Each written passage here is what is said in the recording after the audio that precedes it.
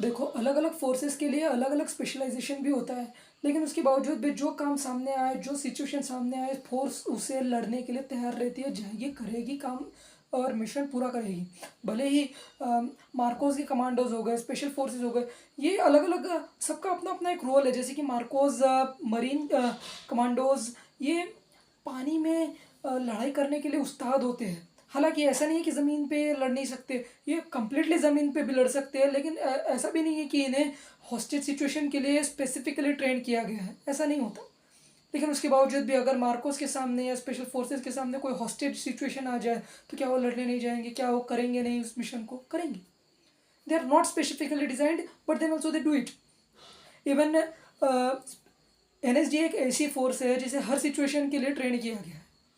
अब सभी फोर्सेस ऐसे नहीं है कि जिसे हर सिचुएशन के लिए ट्रेन की गई है। Hijack situation, plane hijack situation हो, या फिर प्लेन हाईजेक सिचुएशन भी NSG ने किए हैं, और या फिर हम कहते हैं हॉस्टेज सिचुएशन, जिसमें सक्सेस रेशियो बहुत माइनस में होता है, क्योंकि हो सकता है फोर्स के आने से पहले ही किसी को किल किया जाए, कोई कैजुअलिटी ऑलरेडी हो चुकी हो।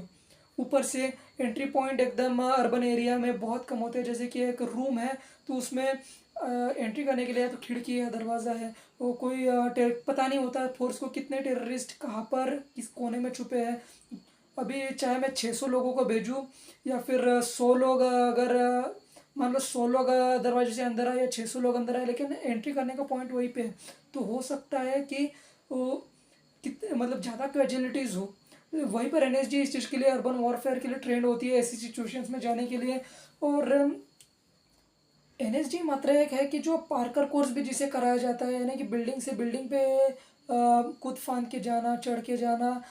इसके पीछे एक रीज़न है कि NSG को अर्बन वॉरफेयर के लिए ट्रेन किया जाता है, वेयर एज बाकी जो फोर्सेस है, स्पेशल फोर्सेस हो या फिर रेगुलर आर्मीज हो, टेरिटोरियल आर्मी हो, इन्हें ऐसे नहीं, अर्बन के लिए भी ट्रेंड होते हैं ये, बट NSG को ज़्यादा फोकस किया जाता है। और ये प्रेफर यही करेंगे कि हम जंगल में जाए, जितना हो सके फायर पावर का यूज़ करें, वो क्योंकि एंट्री पॉइंट्स अर्बन में कम होता है, फायर पावर का आप उतना यूज़ नहीं कर सकते। स्पेशल फोर्सेस को अगर आप प्लेन हाईजेक सिचुएशन में भेज देंगे, तो इवन सामने अगर सिचुएशन आए तो करेंगे वो, लेकिन एक ग्रेनेड भी अगर प्लेन में फट जाता है तो क्या हाल होगा?